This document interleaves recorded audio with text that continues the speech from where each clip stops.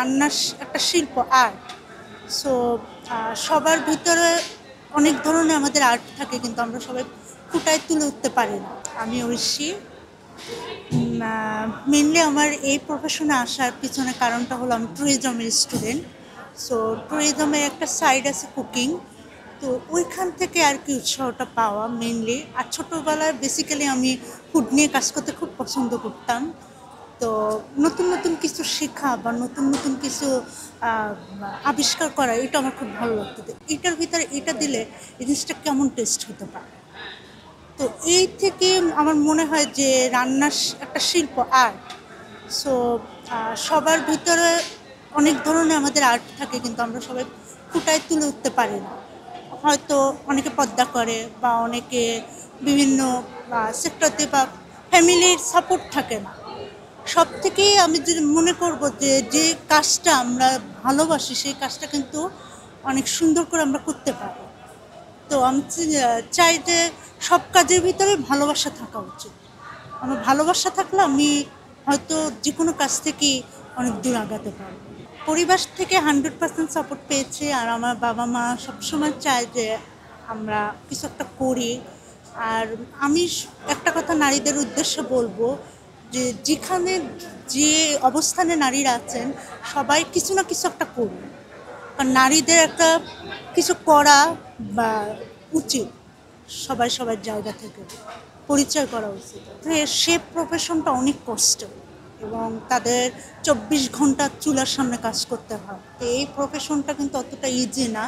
আমাদের বাংলাদেশের সেক্টরের এই প্রফেশনটা কিন্তু বেতন স্যালারিও অনেক বেশি।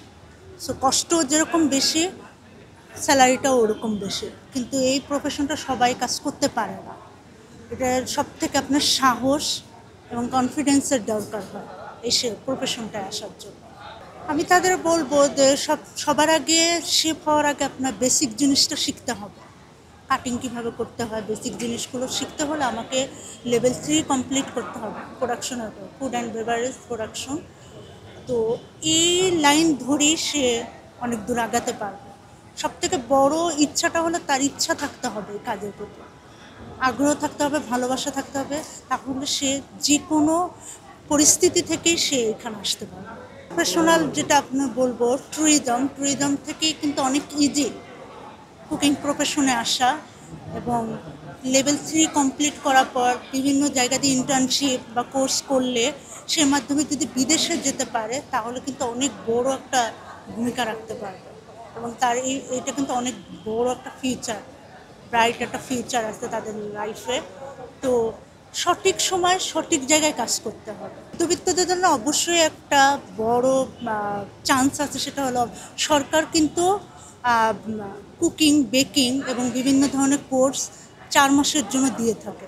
তারা একটা পরীক্ষার মাধ্যমে কিন্তু খুব ইজিলি একটা কোর্স করতে পারবে, এবং ওই কোর্সগুলো কিন্তু সরকার থেকেই খরচ বহন করে। একটা স্টুডেন্টের পিছনে প্রায় 2-3 লাখ টাকা খরচ করে সরকার। তো আমি মনে করি তারা এই দিকটা থেকে আগাতে পারে। আমার অনেক ভালো লাগে যে ফুড নিয়ে কাজ করে নতুন নতুন অনেক কিছু শিখতে পারি, নতুন নতুন অনেক কিছু আবিষ্কার করতে পারি।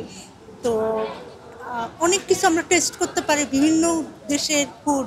তা আমার মনে হয় যে সবাই রান্নার দিকে কিন্তু একটা আগ্রহ থাকে। তো আমি মনে করি এই প্রফেশনটা বেছে নিলে তাদের জন্য অনেক ভালো একটা ফিউচার লাইফে।